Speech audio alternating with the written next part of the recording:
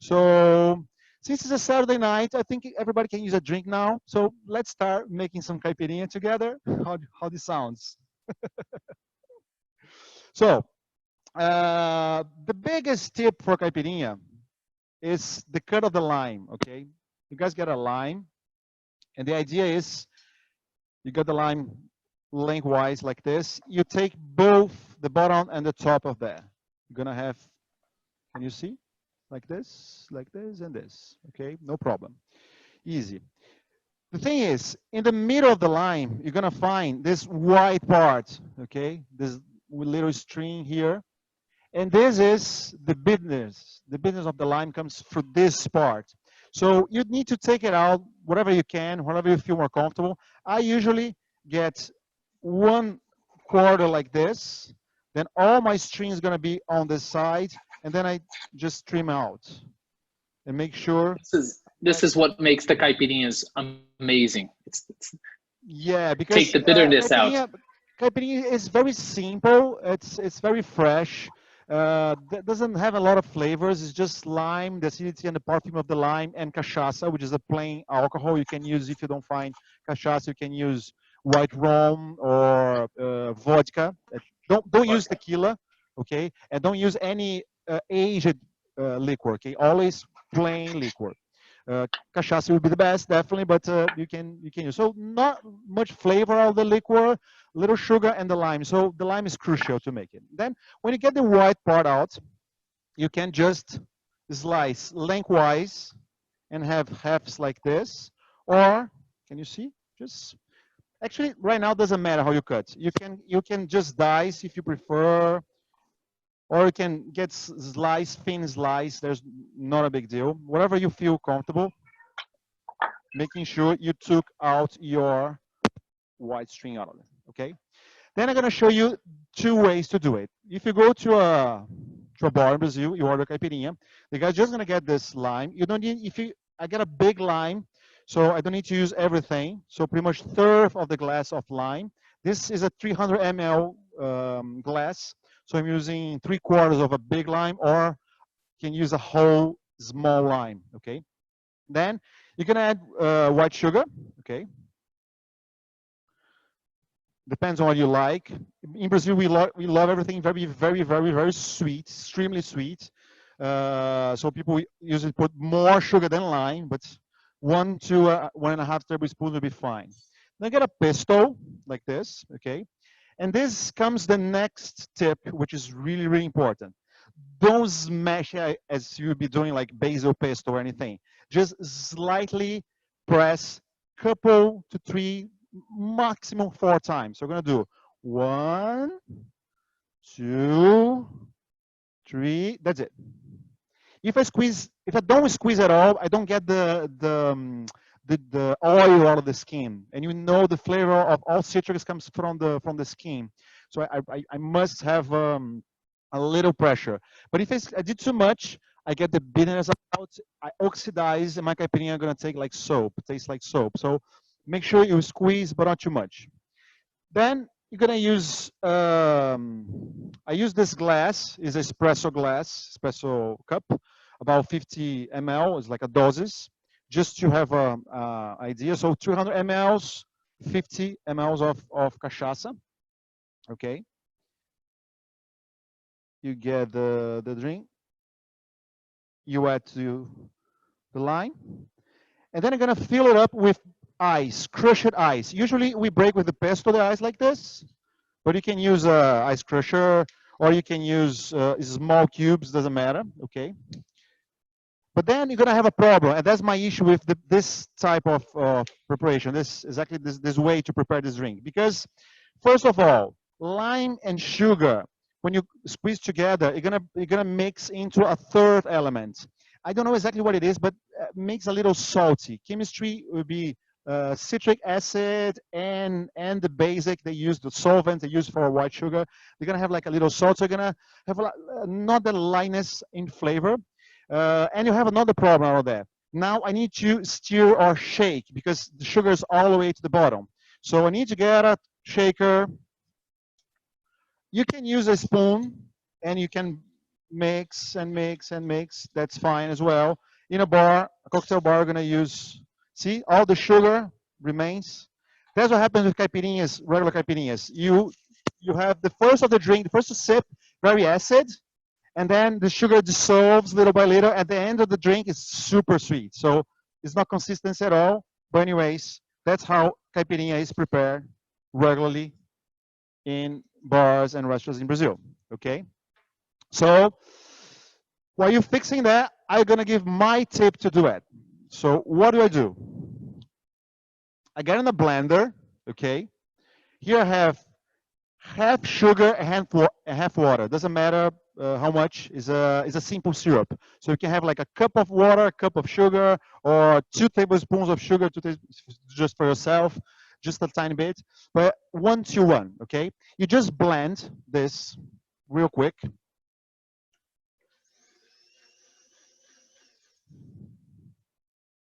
Real quick. You're gonna have a fast, simple, and practical simple syrup.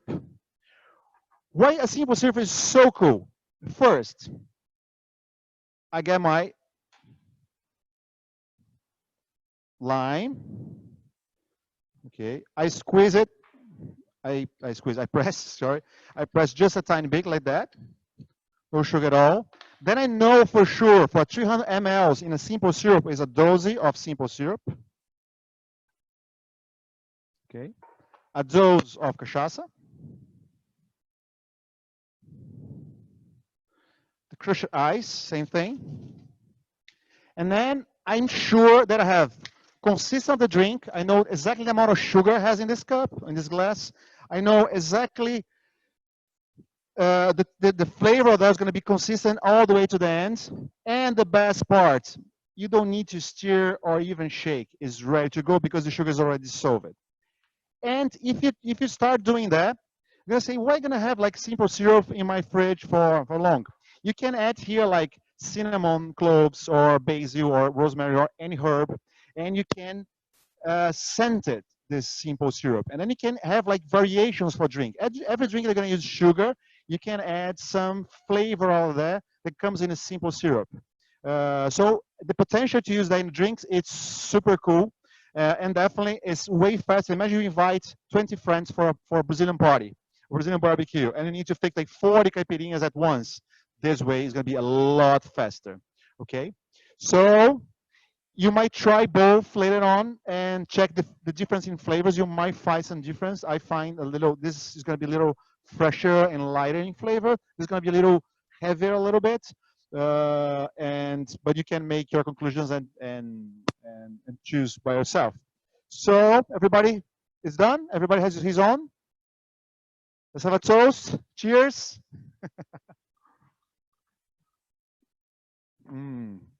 That's the flavor of Brazil. Very nice. So, with a drink in our hands, we're gonna start talking about our menu today. Just let me clean this real fast.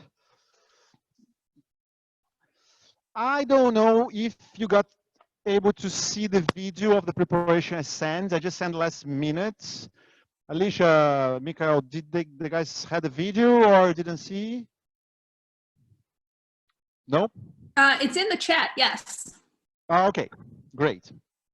Great. Yeah, it did show up. Just to make sure we are on the same page, but we can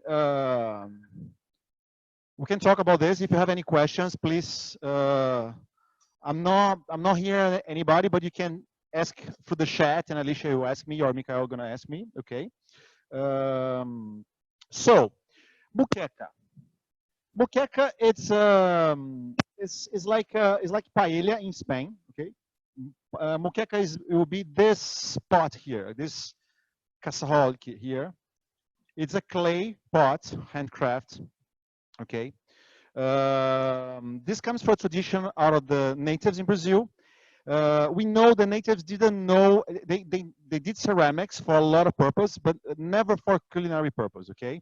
So when the Portuguese arrived, they started making with the same material, the same technique, pots, and this kind of liquid, this moisture method of cooking started going on in this country. This is something that's preserved culturally, historically, and then you're gonna find the video that illustrates how the ladies make it. This is a family business for hundreds of years, and it's pretty interesting because of the tanning they use here to protect the clay and so on. It's pretty interesting. The most conservative chefs are going to say you must use this in order to have the authentic muqueca. Although we have a lot of variations, we're going to do muqueca from Bahia tonight, which for me is the most interesting and the most multicultural dish we have in our repertoire. But definitely, it's like paella in Spain. Everybody has his own recipe, his own variation. So uh, like Mikael, gonna cook with plantains, not fish. You can do vegetarian. You can not use red palm oil. I'm gonna explain why I use that. But anyways, uh, the traditional way will be use fishing darns, put everything here, close the lid, boil for half an hour, open up. That's it. Very simple. Using this clay pot. Okay. I don't like to use this clay pot for cooking. Why? Uh, Clay, has pores, okay, a lot of pores inside here. And these pores absorbs foods while they're cooking, okay? You clean, you wash later, but some remain on there. And this is gonna be here for a long time. It's gonna be rotten. Not gonna come out very easy with the food, but everything acid you put in here, or if you do a test with soda powder and water and boil, the result is pretty nasty. And I don't like it all to cook in here. So I apologize for the tradition, but I'm using a stainless steel, okay, surgical stainless steel. And of course, I keep the tradition and I'm gonna use the clay pot like the small babies, like this, for service. So I cook it here and I add there. So you can cook in a aluminum pot or in a stainless steel, any way you have in home, or ceramic one, no problem. Just explain why I don't use the traditional pot to cook. Okay. So muqueca, if you think about the ingredients of muqueca, they're going to tell the history of all peoples that are involved in the formation of Brazilian people. Okay. So first thing we're gonna have will be the fish, right? So I'm using here arapaima fish. It's a fish from Amazon basin. I use this in 3 different preparations in this 6-course dinner, Brazilian food tales we offer here. Uh, what size pot should we use? I'm using here pretty much 25 centimeters. Depends on the amount of food you're gonna do it. If you use like a small casserole like this, it's gonna be a liter. It's gonna be too small. So comfortably, you could be like 2 liters casserole, around 25 centimeters by 2 inches high. But if you got like a huge pot, there's no problem. Make sure you have a lid on the spot. That's it. Okay. Uh, so I'm putting up my pan here. You can start doing the same, and we're gonna start cooking. And I will be talking about these ingredients as we do. So this fish is amazing. It's a lot of mythology involved in this animal. They use the scales. They use bones. As the tongue of this fish has bones. They use for guaraná, etc., etc. So it's a mythological fish that's I prepare in 3 different ways on this dinner, and muqueca is one of those. But you can use, as I mentioned, any fish, foreign fish. Can be a sole or tilapia. It's all right, but falls apart. So catfish, a good size halibut, grouper. Grouper will be on the best ones because it's foreign flesh. But anyways, so as I mentioned, you're gonna use darns in a traditional recipe, but I don't like darns because of the ball in the middle, and because it takes a little longer to cook, and I don't control very well. And fish, it's really easy to overcook, so I prefer to use like dices about this, an inch, maybe a little bigger, smaller, doesn't matter.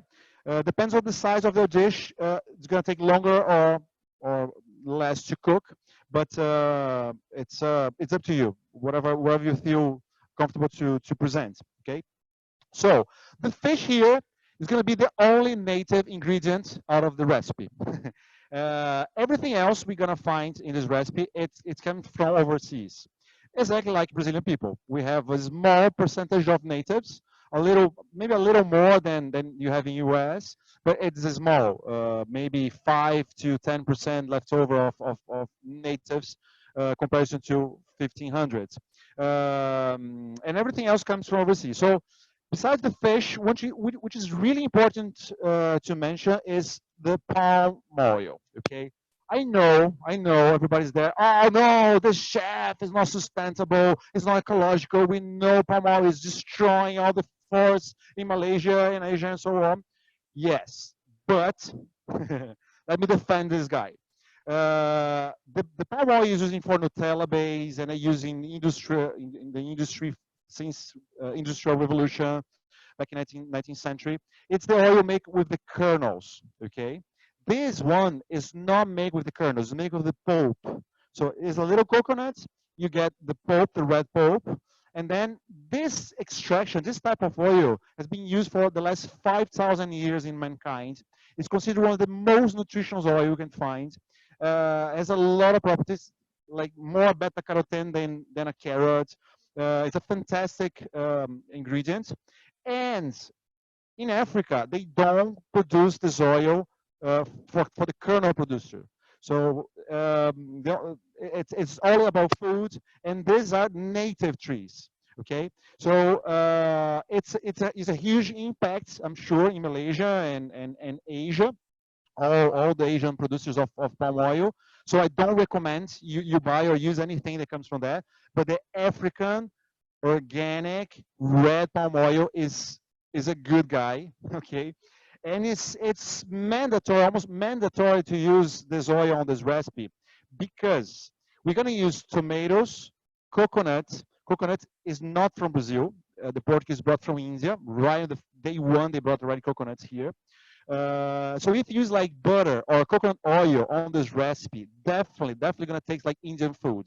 Okay, every nation I serve here, I talk about muqueca, and everybody say, "Oh, I have one something similar in my culture." Peruvians, Italians, Spanish, Thais, Indonesians. Everybody has his a version of fish in his stew, and the fat you use really gonna tell the flavor you're gonna have. Okay, so definitely, this is the flavor of Bahia you're just gonna have if you use a red palm oil, okay? But you can use no oil now if you are on diet, you don't wanna use oil at all, that's no problem. You can use butter, you can use ghee, you can use olive oil, coconut oil, canola oil, whatever you feel comfortable, but to taste like Bahia and to understand the magical of this multicultural dish, palm oil is gonna be the first on scene here. So we're gonna do like, it's just for flavor. So on this bread, we're gonna use like 1 tablespoon, maybe 1.5 tablespoon. Okay. And since my pot is really hot, now watch, okay? I'm gonna do and you do just after I do. So I'm gonna take out of the fire my oil here. My garlic is gonna burn in about 2 seconds on this hot oil. So we're gonna add my garlic and right away add my tomatoes. Like I'm gonna do a tomato sauce. If I do olive oil, it's gonna be a tomato sauce. So it's crucial. Don't put the garlic and then go, oh, I'm gonna peel my tomatoes, or that's gonna burn everything, gonna lose your recipe. Okay, so make sure tomatoes are peel, seeded and peel like that. Crush it or cut or doesn't matter. Okay, so we're gonna have the garlic. Even on the fire, it's making a little music here. Okay, so just sweat a tiny bit for like 10 seconds at most, 15 seconds. Okay, then I'm gonna add already tomatoes. And super important, salt. Okay, if you don't put salt in tomatoes, they're gonna fall apart. They're gonna turn into a sauce. They're gonna be like cooking and cooking. So it's really good to make like a tomato jam or tomato confit. Not use salt so you can preserve them whole. But definitely, if you want a tomato sauce or a moqueca, you salt a little, okay? So just to Then review, we're you gonna cook did until it first dissolves. Sure. oil, you did the oil, then the Garlic, garlic. The oil was the palm oil, right? red Or what palm other? oil, Red palm or oil. whatever you Great. like. Yeah. And then the garlic. Then 15 before the seconds garlic later, burns, chop the tomatoes. tomatoes and Exactly. salt. That's it. Wonderful. Good. Good. You guys Smells go good ahead already. and make sure you guys have everything like this on the pot. So, as I said, um, everything that you might think is from Brazil, our Brazilian ingredients, really Brazilian ingredients, they're not from Brazil. Like coconut, it's from India. Coffee from Africa. Even palm oil from Africa as well. Sugar cane from cachaça, the, from India as well. All the fruits we might find from Brazil, like mango, all the citrus, they're all from Asia. So actually, we are a country made by foreigners, for immigrants. And some products, although they are Brazilian and nobody knows, like pineapple. Pineapple is a fruit from Amazon forest. They were domesticated by the Tupis, and then the Portuguese saw it, saw the potential, took to Europe and spread out. Probably was the Portuguese that took to Hawaii and started production there. So pineapple is a Brazilian fruit, South American fruit, like guava and passion fruit. But pretty much the known fruits you're gonna remember, that's all from South America. Even bananas. Bananas from Central America, exception of plantains, because I was using plantains are from Brazil. But the most impressive ingredients that you definitely not gonna imagine, this is actually from the area I'm here right now, Iguaçu, between Paraguay, Argentina, and Brazil, is gonna be the peanut. People think it's peanut is from Asia or from Africa, but peanut is from Paraguay. It was domesticated by the Guarani people uh, through genetical crossing genetical of beans that they brought from Mexico and through the Inca Trail. And the Portuguese took to Africa and to Asia on 16th century, and through the black slaves, the Afro descendants, they arrive in Georgia on the 17th century. So peanut also it's a South American star. But everything else you're gonna might find it's from Brazil. It's imported. Like me, like I'm second generation Italian. Mikael as well probably. It's grandson of immigrants. So that's the story of pretty much everybody here. So here we're gonna tell the story about I told about the red palm oil. Okay, then you're gonna have ingredients here that were brought on this first wave of immigrants. Okay, I'm shedding now because we need to cook the tomatoes. Okay, so everybody's cooking now. Everybody, it's boiling tomatoes. Okay, great. Um, so the first wave of immigrants, the Portuguese, they brought right away garlic from Middle East, onion from Middle East. Okay, the coconut milk is gonna go on the recipe right now. Red palm oil they brought from Africa. So this made a huge impact in the native, the local culture, of course. They start bringing lambs, cows, horses, chickens, all kinds of vegetables we find nowadays. So they start having a colony here to produce things they want. They didn't want to they had to use yuca was the basic food for everybody here, but rather than that they would implement the food they are used to in Europe, mainly because they want to live like they used to live in Europe and export to Europe our commodities like you're still doing nowadays. Anyways, so uh, tomato wasn't here on this time. Okay, tomatoes and the peppers is going to have a completely different story about the second biggest wave of immigrants in this country, which happened in 19th century. Differently from the story of slavery in US, you guys had a civil war, you fought for, you get the slavery ends. Here in Brazil was more like agreement they made. Have somebody want to chat? I can read from here. Is that a question? Yeah, it says if I'm doubling the recipe, should I use should I use 2 cans of coconut milk? Actually, it depends. The amount of in your pot. Actually, there's not like a precise amount of coconut. I'm saying 400 mLs. If you use it for people, for 8 people, you're probably going to use 600 to 700. Probably you double the recipe, you'll be fine. But I'm gonna put together now, and then you're gonna look and you understand. There's not like it's not like super precise. Okay, don't worry if you put less or a little more. That's fine. So Fabio, I'm doing mine not with plantains. I'm doing with palmito, hearts of palm. Okay. Just so you know. You need to put your heart of palm right now, right with the coconut milk, because it's gonna take longer to cook. It takes longer to cook, right? This is the Exactly. vegetarian version, people. So if you Exactly. don't eat fish, I hearts prefer of to palm. roast first the heart of palm, and good then idea. when it's ready to go, add to the end so I control better. Right now, you're gonna put the coconut milk and it might have some water and cook until the heart of palm is So it tender, cooks. and then you finish the dish. Okay? I'm using a clay pot, so it'll cook for longer anyway. So I think it'll okay. be more, yeah. And Okay. the hearts of palm. This is Brazilian. This is, Hearts or of did it palm, come from Asia? yes, really Brazilian. Before I answer this question, I'm gonna add the coconut milk because my tomato is, oops, it's almost dry here. Okay, so I will add my coconut milk and let it simmer again. So if you guys had your tomatoes already falling apart, almost like a sauce, you can add your coconut milk. If not, you can cook a little longer. Doesn't matter anyways. The only thing is with the coconut milk, you might need some water if you cook for longer. Usually you cook just a little bit. So it's better tomatoes already almost like a sauce, okay? Yes, heart of palm is a Brazilian product.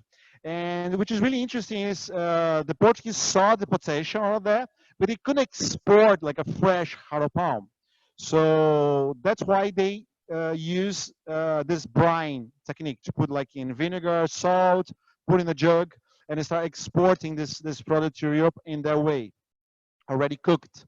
But the funny thing is, if you show the natives, which are the guys that pretty much, because heart of palm was something also domesticated. When you think about the forests, we always think that everything was there and the guys were living there and they're using the products of the forest and that's it. But actually, the forests are created also by the man, the interaction of the man, because they decide what fruits they use, what the fruits they cut.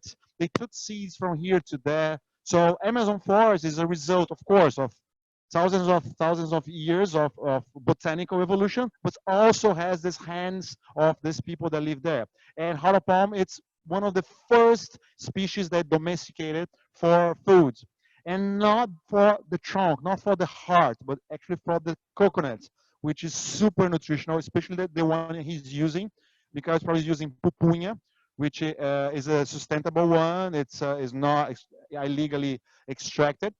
So definitely, heart of palm is a huge ecological problem in Brazil because people go to the forest, get native ones. Took like 10 to 15 years to have like the tree all grown again. So it's you need to buy from farms, and definitely it's a very important product for the natives. But the interesting thing is they don't consider heart of palm savory. That's one of the things that we serve here on this experience.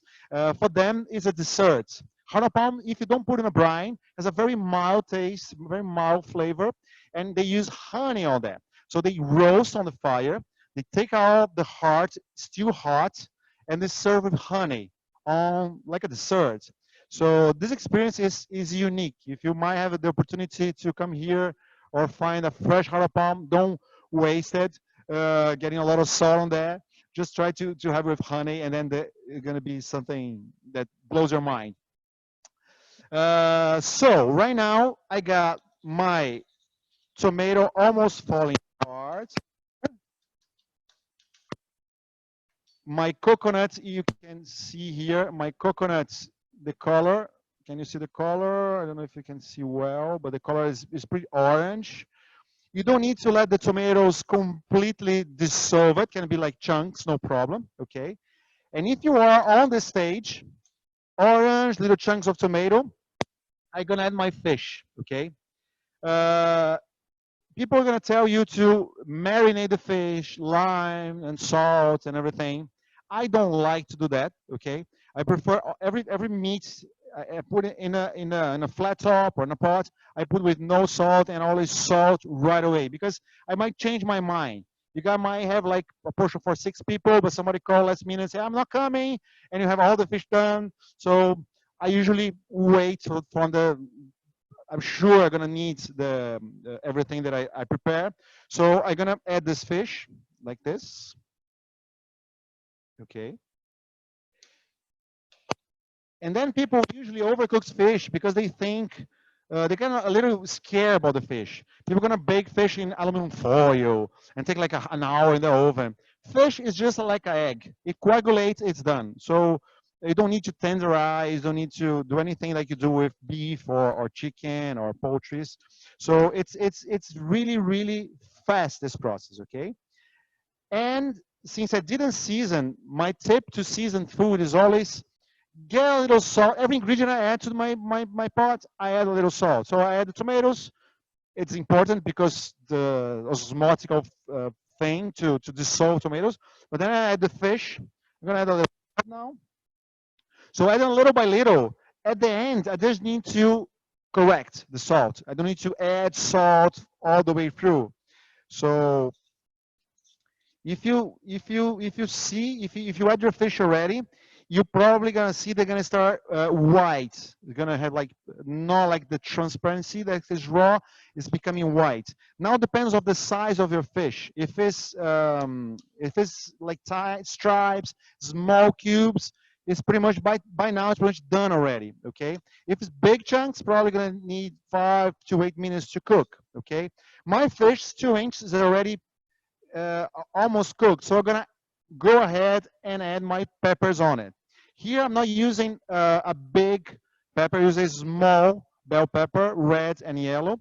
Okay, so depends on what you have. Some people don't like, they might find a little indigest, so you can use a little bit or just keep the peppers, but it's something traditionally used on moqueca. Okay, so I'm gonna add my peppers. There we go. And now I'm gonna put my lid on, reduce my fire, and forgot. Sorry. The onions. Sorry, before the lid, peppers and onions, sliced onions. Mikael probably is gonna be cooking your harapam for a little longer. Okay. If like this little cooktop is pretty efficient actually, and since I'm talking, it's a little dry. Okay, on this time you can add, if you have more tomatoes, you can add more tomatoes. You can add more coconut milk, like your question. You can add now more tomatoes if you feel like it's not completely covered in liquid. All this food here. Uh, but I'm gonna let it cook for 3 minutes, 4 minutes. The onions and peppers are gonna lose a little water, gonna reduce volume, and maybe if it's still not covering in liquid, I can add some water because coconut milk is kind of heavy, so I don't want to add a lot. And the tomato is just for flavor, so you can Chef, use a little water to hydrate. Chef Yes. Fabio, someone's asking, when do you add the chili pepper? Okay, I'm not using chili pepper, but you can use 3 different ways. You can saute them with garlic if you want if you want like a medium heat, but all the way through. You don't. It's like something you're not gonna be able to track. There's something spice here, but I don't, because you're gonna dissolve on the oil. So it could have been used on the oil with the garlic and then add tomatoes. I could use with the tomatoes, and then I'm gonna be more present on the flavor. Or I can add right now. If I add right now and in big chunks, It's not gonna cook for a long time, and then you're gonna have when you bite one of those, you're gonna find. Okay, you can also use a paste or a simple Tabasco pepper if you want to have a little heating on that. But I'm sorry, I forgot to tell about the chili pepper. Actually, in Brazil, in Bahia state, since it's the north, it's pretty much the most Brazilian part of Brazil. They use a lot of chili peppers, hot food, a lot of cilantro. It's more similar to the food in Central America and the food we probably think when you talk about tropical countries. Here in the south, we are very European, so we don't use too much chili peppers. Like my wife hates cilantro. I cannot even bring home cilantro. So it's a very cultural thing. So that's why I'm not using chili peppers and too much cilantro. But you can add anytime, We have making sure you have these results differently. Yes. another question. What heat should the stove be on right now? Right now, I just need a little simmer.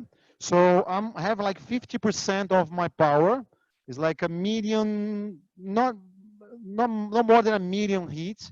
Can't be, doesn't need to be like very low fire because it's cooking. Right now, the interesting thing is, imagine now you don't want to serve. You want to hold, maybe your friends didn't arrive, you want to have like a shower. Okay, you can, at this point, you can turn it off and let it rest, and no problem at all. You can leave in there, and when everybody's done, everybody's it's ready to serve. Then you heat, and then you serve. Okay. Uh, Also, one thing I didn't mention, but before you add the fish and the vegetables, just tomato, coconut, and the flavors, you can take out the fire and even freeze the sauce, freeze this base for another day. And I also do for a little change. I get a piece of fish, same fish, white fish, little butter on the top, lime and salt, some coconut, fresh coconut, grind coconut, and I bake the fish, okay, with a little coconut crust. And then I serve with the sauce, but then I blend tomatoes, saute garlics, you can use chilies, coconut milk. You can blend there, finish with some cilantro. You're gonna have a baked fish with a separate sauce. So you're gonna have the same flavors, but in a completely modern presentation. So this sauce is really good to have it. And if you think about it, it's pretty much like tomato sauce, but we're not using olive oil. We are using red palm oil. So that's the main difference out of the preparation. In Brazil, they don't do like this, okay? Put the tomatoes all sliced. You're gonna have the skin on the seeds, but then tomatoes doesn't cook the same time as the fish, or the result doesn't get like the textures or everything. That's why I broke down the recipe into a basic tomato sauce in red palm oil, and then I can control better the time of cooking of the fish and the vegetables. Okay, pretty much here we are pretty much done. That'll be it. We're gonna finish with some fresh cilantro, a dash of lime, correct salt, and should be it. Usually it's served with yuca flour. We do a preparation called farofa, which is tossed this yuca flour, whatever you have, like butter or bacon or any kind of fat. You can use from this preparation. They use a lot of bananas, so they get like fried some onions in butter. Get yuca flour. If you don't find yuca flour, you can use breadcrumbs. You're gonna have the same crunchy texture like panko. Then you toss it, and then out of the fire you add some bananas, and then it's a perfect garnish for that. Or a plain rice. Here in the south, we love rice, white rice, plain rice. So you always serve with rice, but it's up to you. You can. If I service Italians and Spanish the dish several times at Belmont Hotel, and I need to put a breast of bread for them. For me, it's really weird. But anyways, it's culturally, so they love. But the beautiful thing about this dish is we're gonna have here again fish native.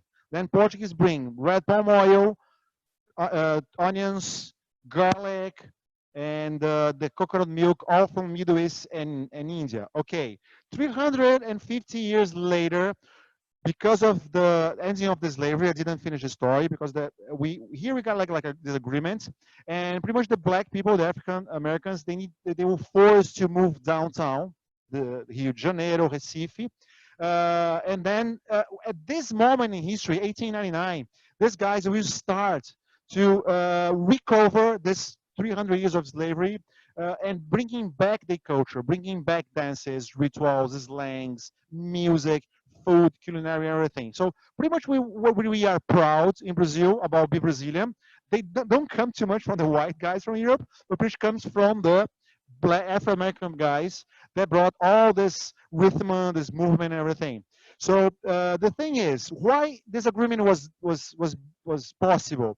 Because these farmers, which have these big plantations, they had already done some agreements, first with Italy and then with Japan, to bring up some immigrants. That's the case of my great father. So they replace this Afro descendants workers on the fields by Italian immigrants on the late 19th century, and then beginning of 20th century by Japaneses. That's why we're the largest colonies of Japaneses and Italy outside the countries. So when they arrive here, they're gonna bring, by example, tomatoes and peppers, which are originally from Mexico. They didn't come straight Mexico, Brazil. They need to be first accepted in Europe by Spanish, by Italians, and then after that, they're gonna bring back. So if don't have these immigrants in Brazil, we're probably gonna find arugula, lettuce. Pretty much the food here will be jerked beef, yuca flour, and beans. That's what everybody, rich and poor, will be eating until late 19th century. With this second wave of immigrants, our food changed. So this flourishing cuisine that arrives in this time, definitely something related to immigrants, and the crucial factor on the hands and the culture of the Afro descendants.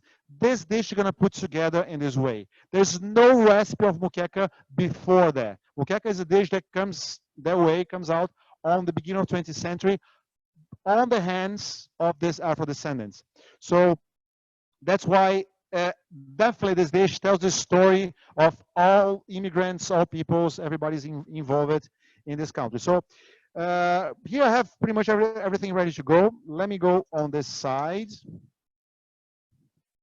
If you're not very comfortable about see, I don't have too much liquids. You can see here, let me put in here, you can see better. I don't have too much liquids on it. You can add more water, more coconut milk, and make like a really stew. But I prefer to serve more like fish and vegetables in a sauce, not like a stew, like a soup texture. But you can add more water if you want, okay? If you don't feel comfortable about your fish cooking, the fish temperature, you just have one piece like this, and you using a spoon, it needs to flake. If it's flake and white all the way through, is done. So you just need to coagulate. I'm almost overcooking now with all this soaking, okay? So right now, I'm gonna add here a dash of lime. Then you make sure you do this out of the fire because the oxidation thing of the lime, okay? Little dash of lime. Half a lime will be enough, okay? My fresh cilantro.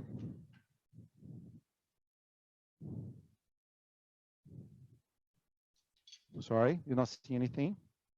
There you go. Check your salt. Maybe, oops. There we go.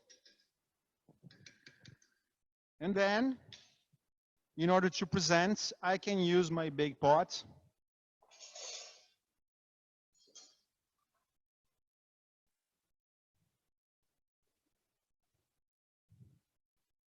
And bring to the table like this. You can cover, you can put in the oven and let it make it warm until everybody is ready to serve. And then when it's done, you just present the muqueca like here. Or you can also use this little variation here, a tiny portion like this. That's how I serve on this dinner, because it's a 6-course dinner, so this is a small amount of food, a small portion that we use for Do I add chili peppers? He just okay. I already answered these questions. So now, guys, let me know what's going on your. You guys doing well? It's how it look like. How's this looking, Fabio? Seems great. Very nice. It's The hard it palm, it's smells very tender. good. Now I have to try it. I think I started a little bit late with the clay pot because it takes a long time to warm up, but Mm-hmm. I'm gonna let it evaporate a little bit, and I think it's ready to go. Great, great. I've unmuted everybody, so anybody that has any comments, let them fly. Oh, it smells delicious. It smells delicious. It does smell delicious. If it's soupy, is it because it needs to be cooked more? Yeah, it's the texture is like a stew. We can have this liquid on it. I don't like completely covered in liquid like a soup. I prefer like a fake sauce. Then you can put in a dish in your plate actually, Mhm. and then you can see all the ingredients and the sauce comes all the way through. So it's more like a beef bourguignon texture or a chicken cacciatore texture. It will be like that. But it's up to you. If you want like a more soupy, because what happens in this part of Brazil, they're gonna add a lot of yuca flour out of that. So if you add breadcrumbs like a farofa, Mhm. you're gonna soak all the liquid. So on these regions, they're probably gonna have like more liquid. This stew in order to put the flour and absorbs and not get too dry. But with especially when we eat with white rice, you don't like everything soaked. So it's soupy, but not like completely covered in liquid. Okay. And would you just cook it more? Yes. Is that how you make the soup? Is that how you make it less soupy? By cooking it more? By cooking it longer? Actually, if you cook longer, you're just gonna lose this crunchy texture of the vegetables. Actually, if you want more liquid, you can add more water or Okay. fish stock if you have it, or coconut milk. I mean, you can add just water because here it's so much. If you are using red oil, red palm oil, the coconut, a good coconut, onions, garlic, pepper, chili peppers, you have already a lot of flavors going on. So you can add a little water and there's no problem. But the problem is cooked too long and the peppers get soggy. And for me, the texture on this dish, it's mandatory. That's exactly the metaphor for Brazilians. We are mixed, but everybody has his personality. So it's all in the same pot, the same melting pot, but you can track difference in textures, in flavors, and everything. That's why I don't put a lid and cook all the way through everybody together. We keep a little separately so you can identify the flavors just by the texture. You can identify what you have in your mouth. But it's me, okay? Traditionally, it's made all the way through. There's no problem. Depends what you like. Some people don't like onions. I don't. I prefer crunchy onions. Like you find the texture. But if you don't like onions, you can chop, add with the garlic, and cook for longer. And they're gonna be dissolved. Mhm. That's a possibility too. The thing is, I think the best decision to make on these recipes is like not use square bouillon. Don't use any season like ready on the shelves on the supermarkets. Just use fresh products. It's a simple dish, like I think, very simple. But if you use like pure ingredients, you're gonna have something that is really, really surprising. Some people like get anxious, like I want to add some flavor. Oh, let's put some paprika here. Oh, let's put some black pepper here. Oh, let's put some different herbs, and then you mess up with everything. So just keep it simple, Mhm. and then you're gonna be surprised definitely by the Okay. results. Thank you. Yes, questions? No questions? No? I Okay. have a question for Mikael. When do you say is the best time to visit Brazil? Or actually, both of you. When is the best time to visit Brazil? Well, traditionally, our high season is generally January to, well, yeah, December to February, March, but that's when most people are traveling. And to be honest, Brazil is a year-round destination. destination. So it depends where you're going. If you're going to the Amazon, it's a different season. If you're going to the Pantanal to see jaguars, it's a different season. Pantanal jaguars is usually between June, July, August, September, all the way through October.